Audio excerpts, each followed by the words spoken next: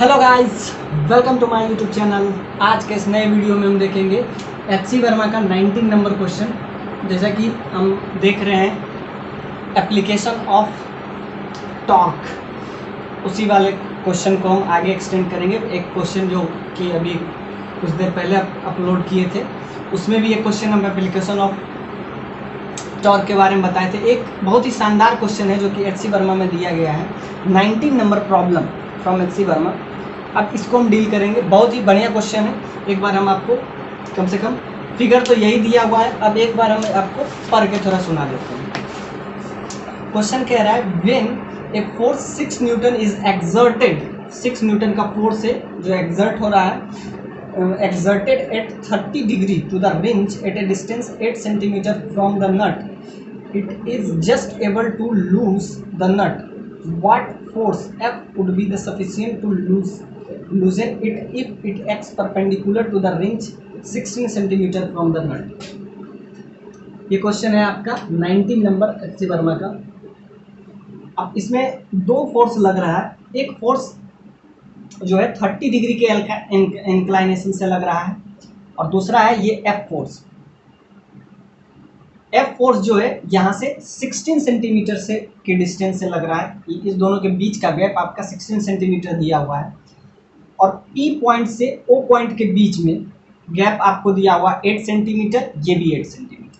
आपसे पूछा जा रहा है कि ये एफ फोर्स का वैल्यू बताया, वो भी मिनिमम फोर्स, जिसके वजह से ये जो नट है वो लूज हो या टाइट हो। तो वो तो हम अलग अलग, जैसा कि ये ट्रक वगैरह में इस टाइप का रेंच का हम लोग यूज करते हैं, क्योंकि बड़ा सा रेंच रहता है और उसके हम लोग व्हील को क्या कर सकते हैं, या उसके नट को हम क्या करना है, लूज करने या टाइट करने में हम लोग इस टाइप के रेंच को यूज करते हैं।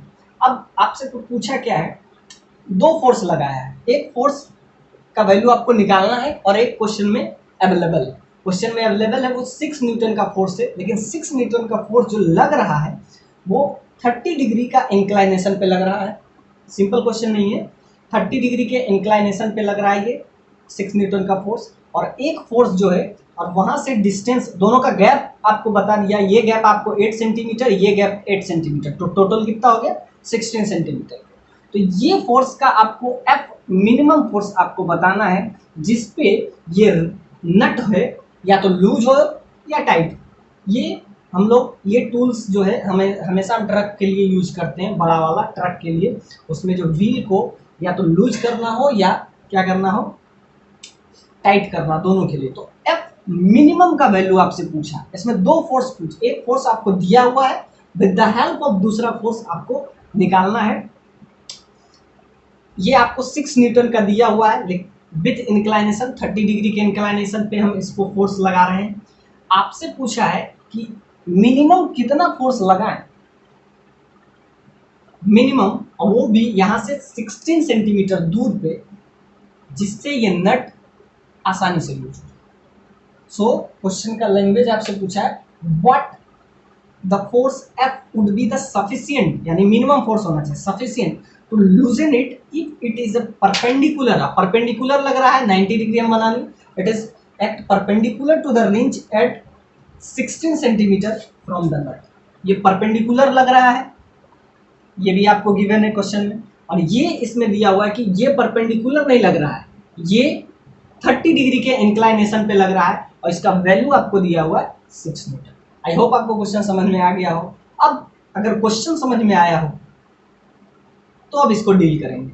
ये बहुत ही शानदार क्वेश्चन है जो कि एचसी वर्मा में दिया गया है, मतलब टॉर्क के एप्लीकेशन के लिए इससे शानदार क्वेश्चन नहीं है। पिछला क्वेश्चन जो था वो भी टॉर्क पे था, अब ये टॉर्क पे है।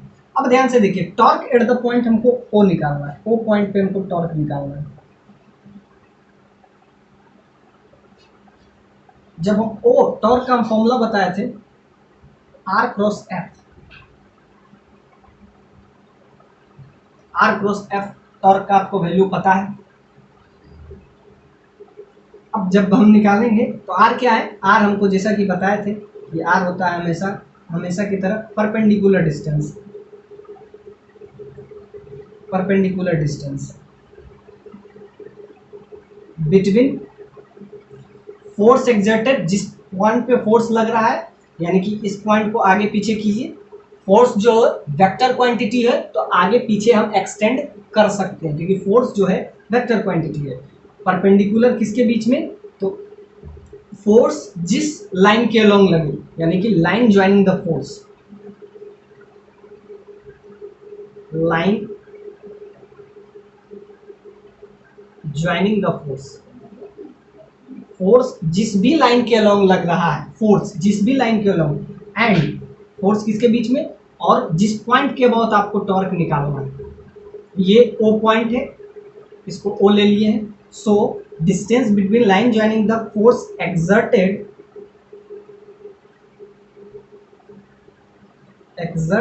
एंड a fixed point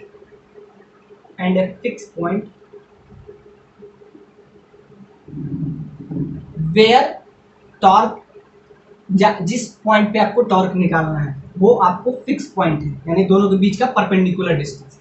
मतलब हमको क्या चाहिए, हमको चाहिए ये डिस्टेंस, परपेंडिकुलर डिस्टेंस, यानी ये, इसको आगे एक्सटेंड किए, फोर्स लग रहा है, फोर्स एक वेक्टर क्वांटिटी है, तो वेक्टर में जब हम पढ़ाएंगे तो क्या है, वेक्टर को हम आगे पीछे एक्सटेंड कर सकते हैं। तो इसको हम थोड़ा सा आगे एक्सटेंड किए क्योंकि हमको क्या निकालना है, परपेंडिकुलर डिस्टेंस, इसको हम आगे एक्सटेंड किए, इस टाइप से हम आगे एक्सटेंड किए, हमको क्या निकालना है, परपेंडिकुलर डिस्टेंस। तो फोर्स एक्चुअली में 6 न्यूटन का लग रहा है, 30 डिग्री के इंक्लाइनेशन पे लग रहा है, इसको हम आगे थोड़ा सा एक्सटेंड किए, आगे जब एक्सटेंड किए तो इस टाइप से एक्सटेंड किए। अब हमको कौन सा निकालना है, फोर्स इधर लग रहा है, समझिए फोर्स यहाँ लग रहा है, उसको आगे एक्सटेंड करते करते आप इस डायरेक्शन में ले आए। अब आपको क्या चाहिए, फोर्स समझिए, अब आप ऐसा समझिए, फोर्स यहाँ नहीं लग रहा है, फोर्स अब यहाँ लग रहा है, फोर्स का डायरेक्शन इधर होगा। अब ऐसा समझिए कि फोर्स इधर लग रहा है, फोर्स इधर लग रहा है, और हमको किसके अबाउट टॉर्क निकालना है, ओ के अबाउट। तो फोर्स इधर लग रहा है, टॉर्क के ओ के अबाउट निकालना है, तो हमको क्या निकालना है, ये दोनों का परपेंडिकुलर डिस्टेंस। इस पॉइंट को हम एस ले लिए हैं, तो हमको क्या चाहिए, ओ एस चाहिए। ये क्या है आपका, यहाँ आर का रोल करेगा, ये आपका है perpendicular distance. Perpendicular distance, perpendicular distance between a fixed point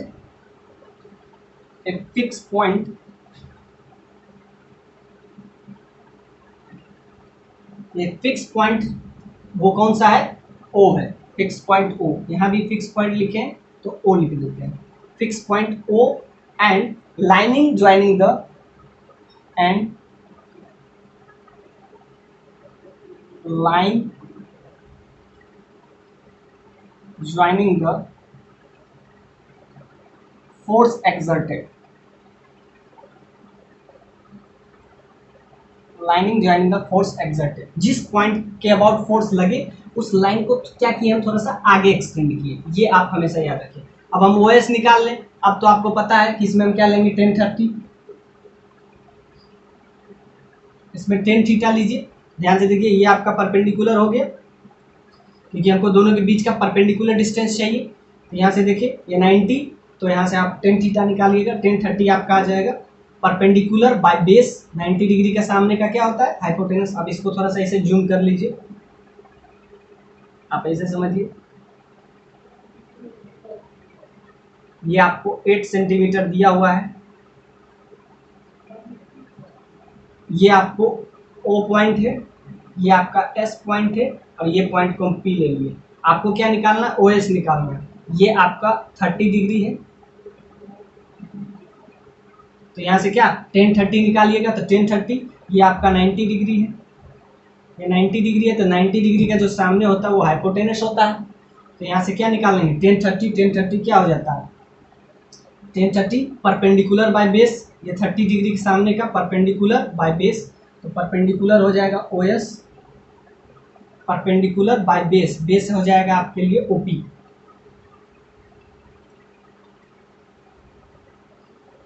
अब ध्यान से देखिए, यहाँ से आपका ओ एस निकल जाएगा, ओ एस निकल जाएगा, क्या हो गया ओपी, ओपी का वैल्यू आपको पता है, ओपी आपको क्या है, ओ से पी का डिस्टेंस आपको 8 सेंटीमीटर दिया हुआ है, सेंटीमीटर दिया हुआ है, और आप यहाँ से निकाल लीजिए। ओ एस आ जाएगा आप 1030 का वैल्यू होता है 1/√3, 1030 का वैल्यू। तो यहाँ से ओ एस आपका निकल गया, ओ एस निकल गया तो क्या निकल जाएगा, टॉर्क निकल जाएगा। ये आपको रिंच है, अब टॉर्क निकल जाएगा, अब टॉर्क निकल गया तो वैल्यू निकल जाएगा। अब ध्यान से देखिए, इसके अबाउट टॉर्क निकाल लेंगे। टॉर्क क्या, परपेंडिकुलर डिस्टेंस आपको निकल गया, फोर्स भी पता है 6 न्यूटन का, तो टॉर्क निकाल लेंगे। Torque at the point O, तो क्या हो जाएगा, उसके लिए परपेंडिकुलर डिस्टेंस चाहिए और क्या चाहिए, आर आपको पता हो गया, आर क्रॉस एफ में आर पता है, एफ पता है। अब सिंपल सा बात क्या हो जाएगा, R into F sine theta. Theta क्या है, दोनों के बीच का एंगल, दोनों के बीच का एंगल क्या है, ये आपका आर की तरह काम करता है, फाइनल माइनस इनिशियल, ये आर है आपका, फोर्स आपका ये आपका आर है, दोनों के बीच का एंगल आप निकाल लीजिएगा। तो यहाँ से देखें 30 डिग्री का एंगल है, तो यहाँ से 30 डिग्री आप पुट कर दीजिए। आर पता है कितना, आर 8 सेंटीमीटर इंटू 1/√3। और ध्यान से दीजिए, ये एंगल आर आपका ये काम करेगा, आर ये है आपका, और ये आपका फोर्स है, इधर फोर्स लग रहा है तो फोर्स ये, और ये परपेंडिकुलर डिस्टेंस आर हो गया। परपेंडिकुलर डिस्टेंस आपको पता है, परपेंडिकुलर डिस्टेंस आपको पता है, दोनों के बीच का एंगल 30 नहीं होगा, ये एंगल होगा, ये हो जाएगा 60 डिग्री। ये यहाँ हो जाएगा साइन 60। ये सबसे बड़ा इस क्वेश्चन में ट्विस्ट था कि आपको आर और एफ के बीच का एंगल आपको पता होना चाहिए। तो आर आपका इस डायरेक्शन में है, परपेंडिकुलर डिस्टेंस, तो डायरेक्शन ये है आपका, और फोर्स इधर लग रहा है, force exerted in this way, तो दोनों के बीच का एंगल 30 नहीं होगा, 60 होगा। तो यहाँ से आपको अब सब कुछ पता है, तो यहाँ से टॉर्क भी निकल जाएगा। अब बस इसको सॉल्व कर दीजिए, तो क्या आ जाएगा, torque at the point O 8 centimetre है, इसको मीटर में बदल लेंगे तो 10⁻² से मल्टीप्लाई कर देते हैं, तो ये मीटर में आ जाएगा, सेंटीमीटर में चल रहा था। अब बाकी 1/√3 है, साइन 60 का आपको वैल्यू पता है, √3/2, √3 से √3 कैंसिल, और यहाँ से इंटू 6 न्यूटन, तो ये आपका आ जाएगा न्यूटन मीटर। न्यूटन मीटर, यहाँ से टॉर्क आ जाएगा, परपेंडिकुलर डिस्टेंस सब कुछ पता है, आर क्या वैल्यू आपको क्या था, 8 into 10⁻² into 1/√2, R cross F, F का वैल्यू आपको कितना पता है, 6 न्यूटन, और दोनों के बीच का एंगल क्या है, आर और एफ के बीच का एंगल 60 डिग्री। आर ये है, फोर्स इधर लग रहा है, परपेंडिकुलर डिस्टेंस ये है, ये साइन 60, साइन 60 का वैल्यू आपको पता है क्या, √3/2। तो इसको आप सॉल्व कर लीजिएगा, तो ये आपका आ गया, √3 से √3 कैंसिल हो जाएगा इधर वाला, और आपको यहाँ से 3, तो यहाँ से आपका आ जाएगा 24 इंटू 10⁻², यहाँ पे आप लिख सकते हैं 0.24 न्यूटन मीटर। अब ध्यान से देखिए, ये आंसर नहीं है, बस अभी हम टॉर्क निकालें। अब ये हमको क्या चाहिए, हमको एफ का मिनिमम वैल्यू चाहिए, minimum value of F, so that it's, ये जो है नट लूज करे या टाइट करे। तो एफ में इसका हम निकालेंगे, एफ इंटू इसका टॉर्क निकालेंगे। किसी भी पॉइंट के अबाउट हम बताए थे कि टॉर्क जो होगा, नेट टॉर्क 0 होगा। तो ध्यान से देखिए, इस पॉइंट के अबाउट टॉर्क निकाले, अब इसका टॉर्क निकालेंगे, दोनों आपस में एक दूसरे को बैलेंस करेगा। अब ध्यान से देखिए, ये दोनों एक दूसरे को बैलेंस करेंगे, यानी दोनों का वैल्यू यहाँ से बराबर हो जाएगा। तो यहाँ से निकालेंगे एफ, इसके बीच का गैप कितना है, एफ क्रॉस आर, ये तो 90 डिग्री बना रहा है, तो क्या टॉर्क निकालेंगे, due to this force F is equal to torque due to 6 newton. दोनों का आपस में हम बराबर कर देंगे, एक दूसरे को बैलेंस कर लेगा। अब ध्यान से देखिए, आप ऐसे भी समझ सकते हैं, इसका 2 कंपोनेंट है तो 90 डिग्री वाला ही भी कंपेयर आप कर सकते हैं। तो आपस में क्या हो जाएगा, दोनों या लूज करे या टाइट करे, दोनों को आपस में क्या कर लेंगे हम लोग, इक्वल कर लेंगे। इसका वैल्यू जो आया, इसका वैल्यू क्या है, इसका वैल्यू आएगा 0.24 newton metre, that is equal to, इसका टॉर्क निकालेंगे तो फोर्स पता है आपको F, और क्या पता है, डिस्टेंस पता है आपको 16। अब इसको मीटर में बदलेंगे तो 100 से डिवाइड कर लेंगे। अब परपेंडिकुलर साइन 90 हो जाएगा, दोनों के बीच का एंगल 90। इसके बीच में था 60, लेकिन इसके बीच में ये तो 90 है, तो यहाँ पे कोई फर्क नहीं पड़ेगा। यहाँ से अब एक ही अननोन बच गया, वो F है, F आ जाएगा। इसको भी कर लीजिए 100 से 100 कैंसिल, यहाँ से एक ही अननोन बच जाएगा F क्या आ जाएगा, 24/16। अब इसको कैंसिल कीजिएगा तो 4 से 6 टाइम्स में, 4 से 4 टाइम्स में, यहाँ से आप कीजिएगा तो 3/2 आ जाएगा, that is 1.5 newton metre newton. ये आपका आ गया आंसर 1.5, यानी कि मिनिमम कितना फोर्स लगना चाहिए जिससे ये इसको क्या कर पाए। अब ध्यान से देखिए, इतना फोर्स जब लगता है इसके बीच में तो क्या होता है, ये लूज कर जाता है। क्वेश्चन में आपसे ये दिया हुआ है कि इतना फोर्स जब लगता है, ये फोर्स 6 न्यूटन का फोर्स 8 सेंटीमीटर पे लगता है, तब ये क्या लूज करता है या टाइट करता है। तो जब हम फोर्स का वैल्यू ध्यान से देखिए, जब हम 16 पे रखेंगे तो मात्र कितना पे ही काम करना शुरू कर देगा। यहाँ पे चाहिए 6 न्यूटन का फोर्स, इस पॉइंट पे P पॉइंट पे आपको चाहिए 6 न्यूटन का फोर्स, लेकिन इस पॉइंट पे जाते जाते फोर्स का वैल्यू घट के कितना हो जाता है, 1.5 न्यूटन।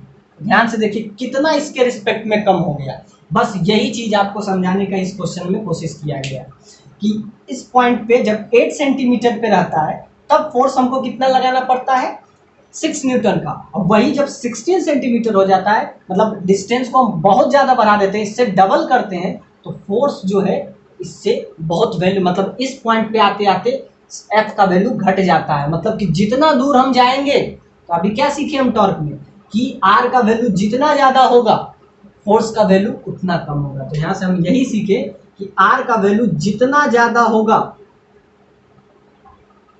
जितना ज़्यादा, समझिए कि फोर्स का वैल्यू उतना ही कम होगा।